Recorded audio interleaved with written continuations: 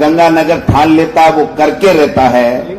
और अब की बार गंगानगर के लोगों ने यह तय कर लिया है कि पूरी की पूरी 5 सीटें, 6 सीटें, पूरी की पूरी 6 सीटें हम कांग्रेस को देंगे।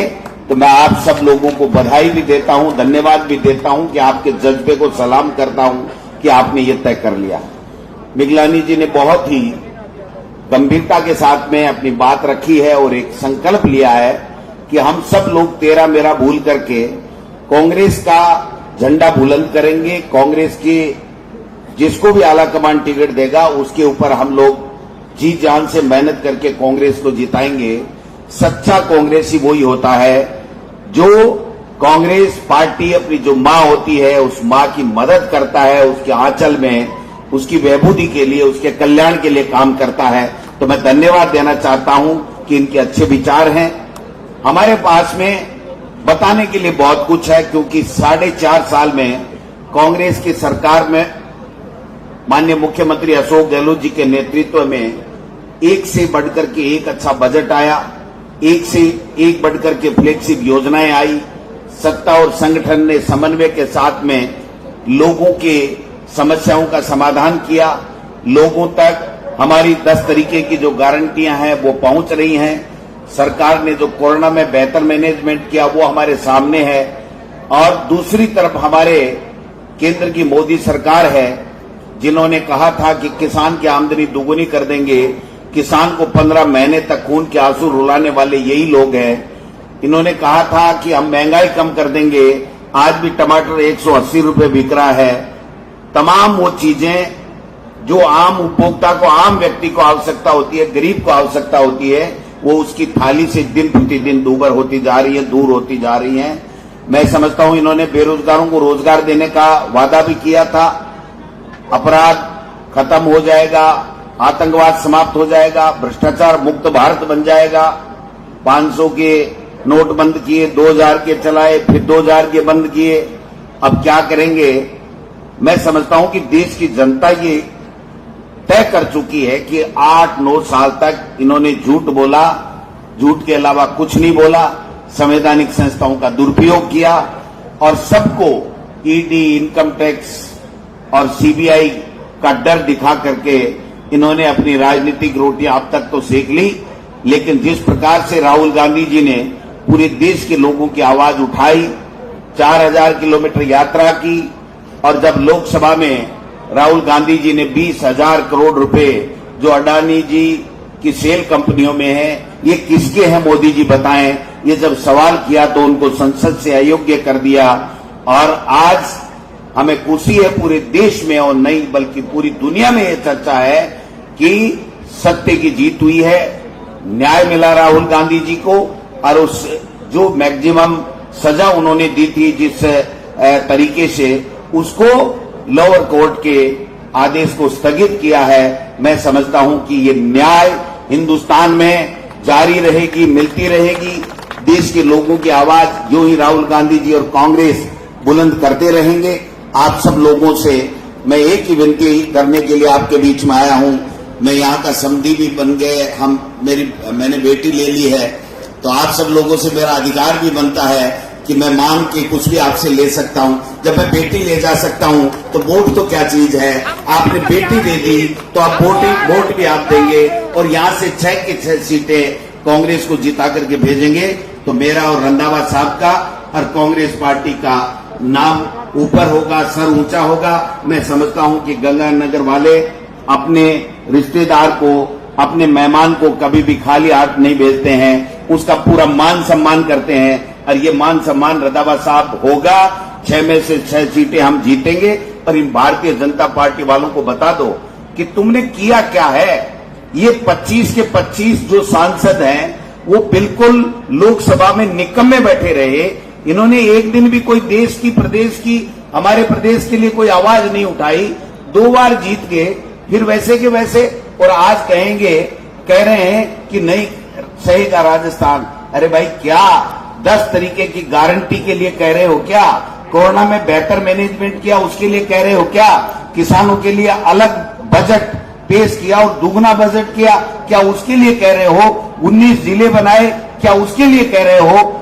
नहीं सहेगा राजस्थान तो वो है जब देश के प्रधानमंत्री की 2 बार अजमेर और जयपुर में ये कहा, और केंद्रीय जल संसाधन मंत्री यहां का ईआरसीपी को राष्ट्रीय परियोजना नहीं दे रहे हैं, हमारा जीएसटी का पैसा लिया हुआ है उसको नहीं दे रहे हैं, हमारे कोरोना में मिसमैनेजमेंट किया और दवाइयां तक नहीं मिली, उनकी वजह से केंद्र की मोदी सरकार ने नहीं दी है। उसके लिए हम लोग कह रहे हैं किसानों के लिए 3 काले कानून ला करके 700 किसानों को शहीद कर दिया, उनके लिए कह रहे हैं। आप समझिए कि कह क्या रहे हैं आप? आपको नहीं सहेगा राजस्थान और हिंदुस्तान। मणिपुर की घटना हमारे देश का श्रम से सर नीचे करती है, उसको नहीं सहेगा हिंदुस्तान। तो मैं समझता हूं कि ये सब चीजें हमको गांव-गांव, ढाणी-ढाणी में, मोहल्ले में, वार्ड में जाकर के बतानी पड़ेगी। कांग्रेस का कार्यकर्ता जब मुखर हो जाएगा तो इनके लिए, मैं कहता हूं, बोलने के लिए शब्द नहीं होंगे और छिपने के लिए गलियां नहीं होंगी। ये मैं कहना चाहता हूं कि हम सबको एक मजबूती के साथ में, हमारे पास में बहुत कुछ बताने के लिए कांग्रेस की सरकार का है। हमारे पास राहुल जी का जो साहस है, जो निडरता है, जो सोनिया जी की त्याग है, जो इंदिरा जी और राजीव गांधी जी का जो शहादत है, वो सब कुछ हमारे पास में है। और हमारी सरकार ने एक से बढ़कर के एक जो लोक कल्याणकारी योजनाएं दी हैं, उनका लाभ लोगों तक मिल रहा है। आपको और हमको गांव ढाणी में बैठे लोगों के पास जाना पड़ेगा, वार्ड में जाना पड़ेगा, बताना पड़ेगा। जीत 2023 में कांग्रेस की होगी, सत्ते की जीत हुई है राहुल गांधी जी की आज। उसी तरीके से दिसंबर 2023 में जब रिजल्ट आए तो 6 की 6 सीटें गंगानगर की कांग्रेस की झोली में हो, भारतीय जनता पार्टी का सुपड़ा साफ हो, और 2024 में हम दिल्ली का किला फतेह करें, वहां पर भी हमारी सरकार हो। इंडिया जीतेगा, ये झूठे और बेईमान लोग हारेंगे। धन्यवाद। जय हिंद, जय भारत। धन्यवाद अभिनंदन जी। मेरा आग्रह अखिल भारतीय कांग्रेस कमेटी के हमारे महबूब नेता राजस्थान के प्रभारी सरदार सुखजिंदर सिंह जी रंधावा साहब से वो आए और हमें संबोधित किया। जोरदार तालियों से मित्रों।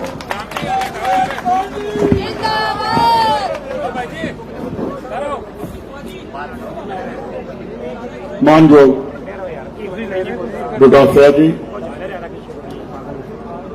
साडे नवे बने डिस्ट्रिक्ट कांग्रेस कमेटी गंगानगर के प्रधान निगलानी जी, साडे सीनियर कांग्रेस के नेता कूनर साहब, एमएलए साहब राजकुमार जी, जंगत साहब, कुलदीप जी साडे ऑल इंडिया कांग्रेस कमेटी के सैकटरी ने, कंग साहब और मेरे नाल आए तुहाडे इत्थों दे जिन्होंने काफी काम करके कांग्रेस के वक्-वक् लीडरां के नाम ही रिकमेंड किए। सच्चर साहब पीसीसी के मैंबर भी ने, 5 बार अमृतसर देहाती के डिस्ट्रिक्ट कांग्रेस कमेटी के प्रधान भी रहे हैं। थोड़े नाल ही गुआढ़ी गुबाया साहब डिस्ट्रिक्ट कांग्रेस कमेटी के प्रेजिडेंट भी ने, एक्स एमएलए भी ने। अज मिगलानी साहब नूं मुबारकबाद भी देण आए हैं और इन्हों अज सारे की मौजूदगी दे विच तुसीं सारे मेरे भैन भरा बैठे हो, इन्होंने डिस्ट्रिक्ट कांग्रेस कमेटी की जिम्मेवारी भी संभालण लई आए हैं। जिस वेले मगलानी साहब अध्यक्ष जी भी रहे ने, डिस्ट्रिक्ट प्रेजिडेंट मैं भी रहा। डिस्ट्रिक्ट प्रेजिडेंट का बहुत ज्यादा काम होता कांग्रेस नूं अगे लैके चलना, और सब तो वड्डी गल कि हर कांग्रेसी नूं जिहड़ा घर भी बैठा, किसी ग्रुप के नाल भी बैठा, तुहाडे नाल नाराज आ, उस लीडर को सब तो पहलों उहदे कोल जाके उहनूं अपने नाल तोड़ो भी आपां कांग्रेसी सारे इकट्ठे। तो जे आपां यही सोचते रहांगे कि वह मेरे ग्रुप का नहीं, जिहड़ा कांग्रेसी आ उहदा कोई ग्रुप नहीं, वो कांग्रेसी तो हमेशा कांग्रेसी रहेगा। एक चीज मैं तुहानूं होर कहनी चाहुंदा, तुसीं हुणे बोलदे कहा कि मैं धर्मशाला बनाई 15 साल तो मेरे मन दे विच सी ਤੇ ਨਾਲ ਹੀ ਤੁਸੀਂ ਇਹ ਗੱਲ ਕਹੀ ਕਿ ਮੈਂ 40 ਸਾਲ ਤੋਂ ਕਾਂਗਰਸ ਦਾ ਪਰਿਵਾਰ ਦੇ ਨਾਲ ਜੁੜਿਆ ਤੇ ਤੁਹਾਡਾ ਹੁਣ ਜਿਹੜਾ ਪਰਿਵਾਰ ਆ ਉਹ ਹੁਣ ਕਾਂਗਰਸ ਦਾ ਦਫ਼ਤਰ ਵੀ ਤੁਸੀਂ ਬਣਾਓਗੇ ਕਿਉਂਕਿ 40 ਸਾਲ ਤੋਂ ਜੁੜੇ ਹੋ। ਤੇ ਜੇ ਆਪਾਂ ਜਿੱਥੇ ਬੈਠਣਾ, ਜਿਸ ਪਾਰਟੀ ਦੇ ਲਈ ਕੰਮ ਕੀਤਾ, ਜਿਸ ਪਾਰਟੀ ਲਈ 40 ਸਾਲ ਦਿੱਤੇ,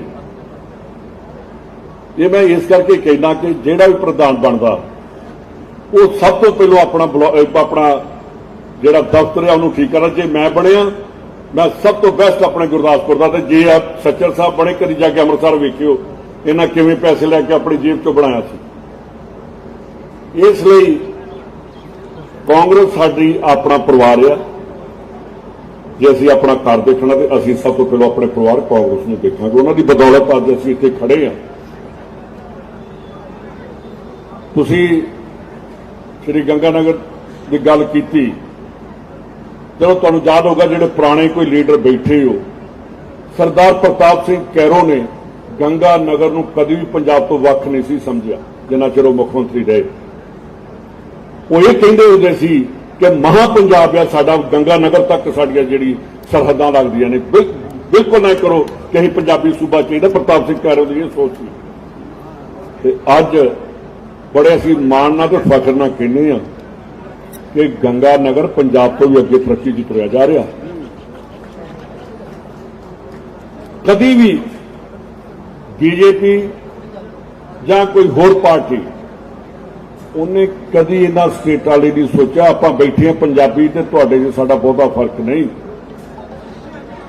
ਜਿਸ ਵੇਲੇ ਅਸੀਂ ਦਿੱਲੀ ਗਏ ਹਾਂ 13-14 ਮਹੀਨੇ ਇਸੇ ਬੀਜੇਪੀ ਦੀ ਗਵਰਨਮੈਂਟ ਨੇ ਉੱਥੇ ਕਿਸਾਨਾਂ ਨੂੰ ਰੋਲਿਆ। ਕਾਲੇ ਜਿਹੜੇ ਕਿਸਾਨ ਦੇ 3 ਕਾਨੂੰਨ ਬਣਾਏ ਸੀ, ਅੱਜ ਤੱਕ ਉਹ ਕਾਨੂੰਨ ਖਤਮ ਕਰਕੇ ਉਹਨਾਂ ਦੇ ਉੱਤੇ ਇੰਪਲੀਮੈਂਟੇਸ਼ਨ ਨਹੀਂ ਕੀਤੀ ਕਿ ਜਿਹੜੀ ਕਿਹਾ ਸੀ ਤਾਂ ਅਸੀਂ MSP ਲਾਗੂ ਕਰਾਂਗੇ। 1.5 ਸਾਲ ਤੋਂ ਉੱਤੇ ਹੋ ਗਿਆ, ਕੋਈ MSP ਲਾਗੂ ਨਹੀਂ ਕੀਤੀ, ਕਾਨੂੰਨ ਹੀ ਨਹੀਂ ਬਣਾਇਆ ਉਹਨਾਂ। 700 ਕਿਸਾਨ ਸੀ, ਸ਼ਹੀਦ ਹੋ ਗਿਆ ਸੀ। ਪਾਰਲੀਮੈਂਟ 'ਚ ਇੱਕ ਵਾਰੀ ਉਹਨਾਂ ਨੂੰ ਸ਼ਰਧਾਂਜਲੀ ਨਹੀਂ ਦਿੱਤੀ ਗਈ। 700 ਕਿਸਾਨ ਉੱਤੇ ਸ਼ਹੀਦ ਹੋਇਆ, ਕਿਸੇ ਨੂੰ ਨੌਕਰੀ ਨਹੀਂ ਦਿੱਤੀ, ਕਿਸੇ ਨੂੰ ਮੁਆਵਜ਼ਾ ਨਹੀਂ ਦਿੱਤਾ। ਤੇ ਸਭ ਤੋਂ ਪਹਿਲਾਂ ਪੰਜਾਬ 'ਚ ਕਾਂਗਰਸ ਦੀ ਸਰਕਾਰ ਨੇ, ਕੈਪਟਨ ਅਮਰਿੰਦਰ ਸਿੰਘ ਉਦੋਂ ਚੀਫ ਮਿਨਿਸਟਰ ਸੀਗੇ, ਮੈਂ ਉਹਨਾਂ ਨੂੰ ਅਪੀਲ ਕਰੂੰਗਾ ਕਿ ਸੁਨੀਲ ਜਾਖੜ ਤੇ ਤੁਸੀਂ ਤੇ ਦੋਵੇਂ ਛੱਡ ਕੇ ਕਾਂਗਰਸ ਚਲੇ ਗਏ ਹੋ। ਉਸ ਟਾਈਮ ਪੰਜਾਬ ਦੇ ਵਿੱਚ ਅਸੀਂ ਨੌਕਰੀਆਂ ਵੀ ਦਿੱਤੀਆਂ ਤੇ 5-5 ਲੱਖ ਰੁਪਇਆ ਉਹਨਾਂ ਪਰਿਵਾਰਾਂ ਨੂੰ ਵੀ ਦਿੱਤਾ। ਤੇ ਜੇ ਥੋੜੀ ਜਿਹੀ ਇਹਨਾਂ 'ਚ ਗੈਰਤ ਹੈਗੀ ਆ ਦੋਨਾਂ 'ਚ, ਤੇ ਜਾ ਕੇ ਪ੍ਰਧਾਨ ਮੰਤਰੀ ਨੂੰ ਕਹਿਣ ਕਿ 700 ਪਰਿਵਾਰ ਜਿਹੜਾ ਉਹਨਾਂ ਨੂੰ ਮੁਆਵਜ਼ਾ ਦਿੱਤਾ ਜਾਏ ਜਿਹੜੇ ਉਸ ਵੇਲੇ ਸ਼ਹੀਦ ਹੋਏ। ਤੁਹਾਨੂੰ ਯਾਦ ਹੋਣਾ ਕਿ ਸਾਰੇ ਪੰਜਾਬੀ ਬੜੀ ਚੰਗੀ ਤਰ੍ਹਾਂ ਸਮਝਦੇ ਹੋ, ਬੋਲਦੇ ਹੋ।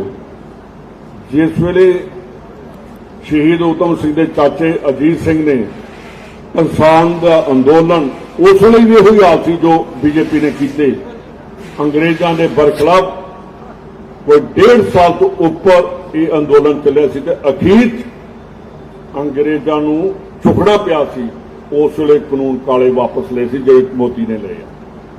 ਤੇ ਉਸ ਵੇਲੇ ਸਰਦਾਰ ਅਜੀਤ ਸਿੰਘ ਨੇ ਇੱਕ ਨਾਅਰਾ ਦਿੱਤਾ ਸੀ, ਪਗੜੀ ਸੰਭਾਲ ਜੱਟਾ ਪਗੜੀ ਸੰਭਾਲ ਹੋਏ। ਤੇ ਉਸੇ ਤਰ੍ਹਾਂ ਬੀਜੇਪੀ ਫਿਰ ਅੰਗਰੇਜ਼ਾਂ ਵਾਂਗੂ ਕਿਸਾਨ ਦੀ ਪਗੜੀ ਰੋਲਣ ਨੂੰ ਤਿਆਰ ਹੋ ਗਈ। ਅੱਜ ਇਹ ਮੈਂ ਤੁਹਾਨੂੰ ਇਸ ਕਰਕੇ ਗੱਲਾਂ ਕਹੀਆਂ ਨੇ। ਕਹਿੰਦੇ ਜੀ ਕੱਲ ਉਹਨਾਂ ਦਾ ਇੱਥੇ ਪ੍ਰਧਾਨ ਆਇਆ, ਬੜੀਆਂ ਗੱਲਾਂ ਕਰਦੇ ਹੋਣਗੇ, ਵਾਕਈ ਉਹਨਾਂ ਦੇ ਵਿੱਚ ਗੱਲਾਂ ਬਾਤਾਂ ਸਪੀਚ ਦੇ ਉੱਤੇ ਤੇ ਬਹੁਤ ਅੱਗੇ ਚਲੇ ਜਾਂਦੇ ਨੇ, ਪਰ ਉਹਨਾਂ ਨੂੰ ਆਪਣੇ ਅੰਦਰ ਝਾਤੀ ਮਾਰਨੀ ਚਾਹੀਦੀ ਆ। ਕਹਿੰਦੇ ਜੀ ਨਹੀਂ ਸਹੇਗਾ ਰਾਜਸਥਾਨ, ਮੈਂ ਕਹਿੰਦਾ ਜੋਸ਼ੀ ਸਾਹਿਬ ਨਹੀਂ ਸਹੇਗਾ ਹਿੰਦੁਸਤਾਨ ਹੁਣ ਬੀਜੇਪੀ ਨੂੰ। ਹਰ ਗੱਲ 'ਚ ਝੂਠ, ਜਿਹੜੀ ਅੱਜ ਤੱਕ ਮੰਗ ਪੂਰੀ ਕੀਤੀ ਇਹਨਾਂ ਨੇ। ਚਾਈਨਾ 'ਚ ਕੀ ਹੋ ਰਿਹਾ? ਚਾਈਨਾ ਹਿੰਦੁਸਤਾਨ ਦਾ ਇਲਾਕਾ ਮਲ ਰਿਹਾ। ਪਾਕਿਸਤਾਨ ਤੁਹਾਡੇ ਨਾਲ ਹੀ ਇੱਥੇ ਗੰਗਾਨਗਰ ਦੇ ਨਾਲ ਕਿਵੇਂ ਨਸ਼ਾ ਆ ਰਿਹਾ? ਕੀ ਗੱਲ ਹੈ? ਬੀਜੇਪੀ ਦੇ ਲੀਡਰਾਂ ਨੂੰ ਦਿਸਦਾ ਨਹੀਂ? ਇਹਨਾਂ ਨੂੰ ਇਹ ਨਹੀਂ ਪਤਾ ਲੱਗਦਾ ਡਰੋਨ ਆ ਰਹੇ ਨੇ? ਇਹਨਾਂ ਨੂੰ ਇਹ ਨਹੀਂ ਪਤਾ ਲੱਗਦਾ ਕਿ ਉਹਨਾਂ ਦੇ ਵਿੱਚ ਅਸਲਾ ਵੀ ਆ ਰਿਹਾ? ਕਿੰਨਾ ਚਿਰ ਲੋਕ ਸਹਿੰਦੇ ਰਹਿਣਗੇ ਬੀਜੇਪੀ ਨੂੰ? ਇਹਨਾਂ ਦਾ ਹੁਣ ਖਾਤਮਾ ਹੋਣ ਤੇ ਆ ਗਿਆ। ਅੱਜ ਦਾ ਜਿਹੜਾ ਇਤਿਹਾਸਿਕ फैसला आया सुप्रीम कोर्ट ने लोगों ਦੀਆਂ नज़रां सी कि शायद कानून की करेगा, पर हिंदुस्तान की न्याय प्रणाली ने एक करता कि न्याय किसी के अधीन नहीं, न्याय स्वतंत्र आ और जुडिशरी स्वतंत्र है, उसका फैसला जाए।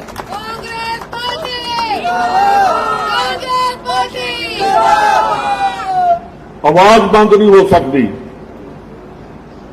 सानू संविधान च मिलिया कि तुसी अपनी गल रख सकते हो, तुसी बोल सकते हो। ये पाकिस्तान नहीं कि उत्थे राइट टू स्पीच है नहीं, उत्थे बोलने का अधिकार है नहीं। मोदी साहब तुसी साडा बोलने का अधिकार नहीं खो सकते। राहुल गांधी पहला नाल तगड़े होके पार्लीमेंट से जिहड़ा प्रस्ताव आया, नो कॉन्फिडेंस का मोशन आया, उहदे ते हुण राहुल गांधी इन्हां दी तरजीहां उड़ाएगा कि जो जो तुसी हिंदुस्तान च कीता।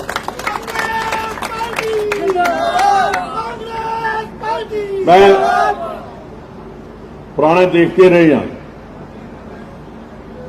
अतवादी लड़ाई लड़ी कांग्रेस ने लड़ी, पाकिस्तान के दो टुकड़े किए कांग्रेस ने किए, इंदिरा गांधी ने किए। मोदी साहब तुसी की कीता? यही कहते रहे डराउंदे 56 इंच की छाती है, या तू लाल बहादुर शास्त्री बन जा, इन्ना क बन जा। उन्हें छक्के छड़ा दिते सी पाकिस्तान के 65 की जंग दे। कित्थों तक असीं पहुंच गए सी? लाहौर तक पहुंच गए सी 65 की लड़ाई। शकड़गढ़ तक असीं कब्जा कर लिया सी 65 की लड़ाई। JNK कित्थों तक पहुंचे? तुहाडे राजस्थान का जिहड़ा जैसलमेर दा एरिया कित्थे अंदर वड़ गए सी? असीं 150 किलोमीटर तक अंदर चले गए सी। मोदी साहब स्पीचां नहीं चाहिए, काम उन्हें करना नहीं, उन्होंने गल्लां ही करनियां। तो आप सारे बॉर्डर के उपर बैठे हाँ, नशा शरेआम पाकिस्तान तो आ रहा, असला शरेआम पाकिस्तान तो आ रहा। 50 किलोमीटर तक BSF बैठी है। अमित शाह जी पंजाब राजस्थान तुसी जिहड़ी BSF का घेरा किया 50 किलोमीटर तक किया, ते जिहड़ा गुजरात है उसे 15 किलोमीटर करता घटा दिता। की गल 50 किलोमीटर से कब्जा करके तुहाडे कोल फिर ही असला रोक रहा, तुहाडे कोल नशा नहीं रोक रहा। इहदे बारे तो लोगों को दसो।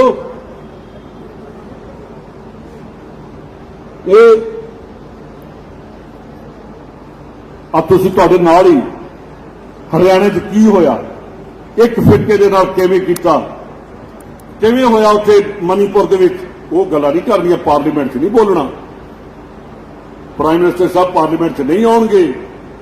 प्राइम मिनिस्टर साहब राजस्थान च इलैक्शन च गहलोत गवर्नमेंट नूं माड़ा चंगा बोलण लई आ सकते हैं। वो गुजरात के धीआं भैणां दी जिथे इज्जत लुटी जा रही है, उत्थे प्राइम मिनिस्टर साहब नहीं जाणगे। उत्थे नहीं कहणगे कि मेरी बेटियां दे नाल जो है मैं बिल्कुल बर्दाश्त नहीं करूंगा। ये कह इतने आउणगे लाल डेयरी आ गई, वो डेयरी आ गई। जे लाल डेयरी तो कर एक्शन, किन्ने रोकिया? इवें ईडी तुरी फिरदी आ, इनकम टैक्स तुरिया फिरदा, IB तुरी फिरदी, CBI तुरी फिरदी। ये चीजां ते मोदी साहब तुसीं भेजणियां ही नहीं इलैक्शन तो पहला। किहड़ा लीडर? एक मैं तुहानूं दस दवां कि जिहड़ा लीडर जेल चों डरदा जाण तो कदी लीडर नहीं बन सकता। जिहड़ा जुरत रखदा, किहड़े सानूं पता सी कि आजादी मिलनी कि नहीं मिलनी, किन्ने साडे जेलां च रहे, किसी नूं नहीं सी पता। इंदिरा गांधी जो अरेस्ट हुई आ, कि दुनिया जेलां बंद उन्हां कोल भरियां नहीं गईयां। पंजाब दे विच स्कूलों च उन्होंने जेलां बना दित्तियां कि इत्थे भेज दो, इत्थे वड़ जाओ जेलां च, स्कूल के कमरे खाली करवा ले। ये कांग्रेसी जिहड़े ने ये जेलों तो नहीं डरते, ये देश की आजादी को बरकरार रखणगे तो ये कांग्रेस ही रखणगे, बीजेपी नहीं रख सकते। तो मैं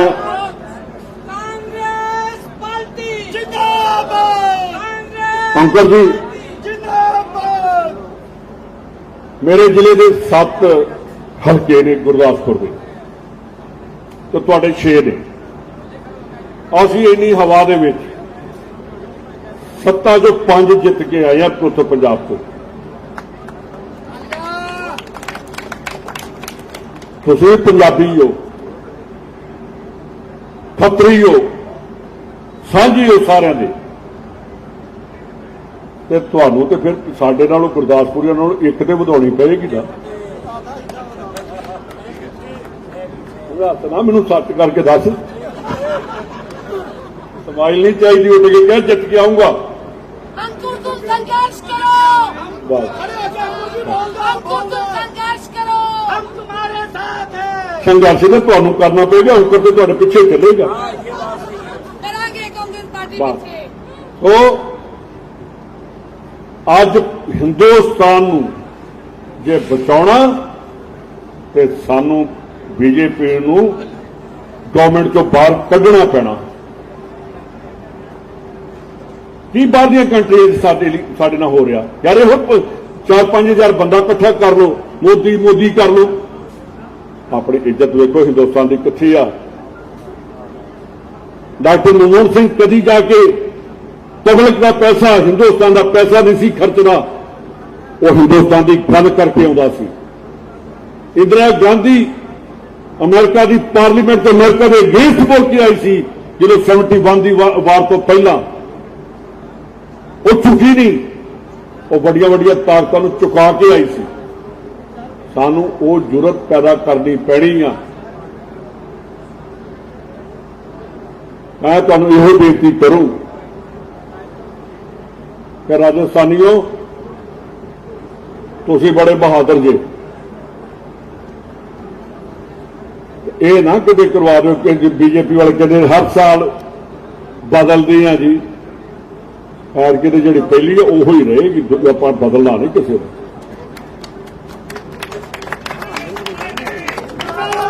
ਮੈਂ ਲੀਡਰਾਂ ਨੂੰ ਵੀ ਕਹਿਣਾ,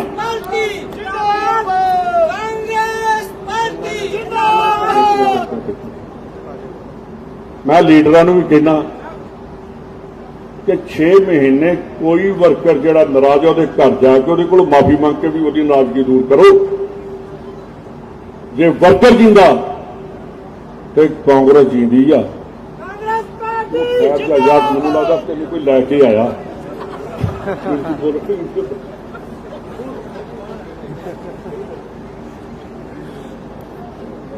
ਇਹਦੇ ਲਈ ਵਰਕਰ ਨੂੰ ਤਗੜਿਆ ਹੋਣਾ ਪਏਗਾ। ਜੇ ਵਰਕਰ ਤਗੜਾ, ਲੀਡਰ ਤਗੜਾ, ਵਰਕਰ ਤਗੜਾ ਤੇ ਪਾਰਟੀ ਬਹੁਤ ਹੀ ਤਗੜੀ। ਮੈਂ ਮੇਰੀ ਜਿੰਨੀ ਕੁ ਉਮਰ ਆ ਉਨੀ ਮੇਰੀ ਪੋਲਿਟਿਕਸ ਦੇ ਵਿੱਚ ਉਮਰ ਆ। ਜਿਹੜੇ ਲੀਡਰ ਨੇ ਵਰਕਰ ਦਾ ਸਾਥ ਨਹੀਂ ਦਿੱਤਾ ਉਹ ਕਦੀ ਲੀਡਰ ਨਹੀਂ ਬਣ ਸਕਦਾ, ਹਮੇਸ਼ਾ ਫੇਲ ਹੋਏਗਾ। ਇੱਕ ਵਾਰੀ ਐਮਐਲਏ ਬਣ ਜਾਏਗਾ ਫਿਰ ਸਦਾ ਲਈ ਐਕਸ ਬਣੇਗਾ, ਤੇ ਜਿਹੜਾ ਵਰਕਰ ਦੇ ਨਾਲ ਤੁਰ ਪਿਆ ਉਹ ਹਮੇਸ਼ਾ ਹੀ ਐਮਐਲਏ ਨਾ ਵੀ ਬਣੇ ਉਹਨੂੰ ਐਮਐਲਏ ਸਾਹਿਬ ਕਹਿ ਕੇ ਬੁਲਾਉਣਗੇ, ਉਹ ਆਪ ਛੱਡ ਦੂ। ਅੱਜ ਮੈਂ ਆਪਣੇ ਇਲਾਕੇ 'ਚ ਜਾਣਾ ਨਾ, ਬੈਠੇ ਨੇ ਸੱਚਰ ਸਾਹਿਬ, ਮੇਰਾ ਨਾਂ ਨਹੀਂ ਲੈਂਦਾ ਕੋਈ। ਮੈਂ ਚੌਥੀ ਵਾਰ 4 ਵਾਰੀ ਐਮਐਲਏ ਬਣ ਗਿਆ। 2011 ਚ ਮੇਰੇ ਫਾਦਰ ਦੀ ਡੈਥ ਵੀ ਹੋ ਗਈ। ਅੱਜ ਵੀ ਜੇ ਕੋਈ ਮੇਰੇ ਇਲਾਕੇ 'ਚ ਪਹਿਲਾ ਨਾਰਾ ਲੱਗਦਾ ਤੇ ਮੇਰੇ ਪਿਤਾ ਜੀ ਦਾ ਲੱਗਦਾ। ਇਵੇਂ ਦੀ ਆਪਣੀ ਇੱਜ਼ਤ ਬਣਾਓ, ਕਿਉਂਕਿ ਇਸ ਕਰਕੇ ਲੱਗਦਾ ਕਿ ਉਹਨਾਂ ਕਾਂਗਰਸ ਨਹੀਂ ਮਰਨ ਦਿੱਤੀ, ਉੱਥੇ ਕਾਂਗਰਸ ਜਿੰਦਾ ਰੱਖੀ ਆ। ਤੇ ਮਾਝੇ 'ਚ ਅਸੀਂ ਕਿਸੇ ਨੇ ਵੀ ਨਹੀਂ ਮਰਨ ਦਿੱਤੀ, ਅਸੀਂ ਉੱਥੇ ਕਾਂਗਰਸ ਜਿੰਦਾ ਰੱਖ ਕੇ ਫੇਰ ਤੁਰਦੇ ਆ। ਮੈਨੂੰ ਡਰਾਈ ਜਾਂਦੇ ਸੀ ਜੀ ਇੱਥੇ ਗੰਗਾ ਨਗਰ ਲਾਗੇ ਇੱਥੇ ਹਵਾ ਨਾ, ਮੈਂ ਕਿਹਾ ਕਿ ਗੰਗਾ ਨਗਰ ਪੂਰੇ ਰਾਜਸਥਾਨ ਤੋਂ 1 ਨੰਬਰ ਤੇ ਜਿੱਤ ਕੇ ਨਿਕਲੂਗਾ। ਇਹ ਤਾੜੀਆਂ ਤਾਂ ਮੈਨੂੰ ਉਦੋਂ ਚੰਗੀਆਂ ਲੱਗਣੀਆਂ ਜਦੋਂ ਕਹੋਗੇ ਜੀ 6 ਦੀਆਂ 6 ਜਿੱਤ ਕੇ ਆਏ ਆ। ਸੋ ਬਹੁਤ ਬਹੁਤ ਤੁਹਾਡਾ ਧੰਨਵਾਦ ਪ੍ਰਧਾਨ ਜੀ, ਤੁਹਾਨੂੰ ਮੁਬਾਰਕਾਂ। ਕਾਂਗਰਸ ਭਵਨ ਹੁਣ ਕਾਂਗਰਸ ਨੇ ਸਾਡੇ ਕੋਲ ਪੈਸੇ ਹੈ ਨਹੀਂ ਜੀ, ਤਾਂ ਪ੍ਰਧਾਨ ਜੀ ਤੁਹਾਡੇ ਕੋਲ ਚੈੱਕ ਹੈਗਾ, ਲੈ ਜਾਓ। ਇੱਕ ਗੱਲ ਤੇ ਸਾਰੇ ਵਰਕਰ ਜਿੰਨੀ ਕਿਸੇ ਦੀ ਕੈਪੈਸਿਟੀ ਆ, ਇੱਕ ਵਾਰ ਸੁਣ ਲਓ, ਜੇ 10 ਰੁਪਏ ਕਿਸੇ ਦੇ ਵਰਕਰ ਦੇ ਉਹ 10 ਰੁਪਏ ਲਓ, ਉਹ ਜਿਹੜਾ ਸਾਡਾ ਕਾਂਗਰਸ ਭਵਨ ਬਣੇਗਾ ਉਹ ਮੰਦਰ ਤੋਂ ਵਧੀਆ ਬਣੇਗਾ। ਇੱਕ ਮੰਦਰ ਸਾਡਾ ਹੋਏਗਾ ਕਾਂਗਰਸ ਦਾ। ਉਹਦੇ ਵਿੱਚ ਜਦੋਂ ਬੈਠਣਗੇ ਨਾ, ਜਿਹੜਾ ਵਰਕਰ ਜਾਏਗਾ ਉਹ ਵੀ ਕਹੇਗਾ ਮੇਰੇ ਇੱਥੇ 100 ਰੁਪਇਆ ਲੱਗਾ।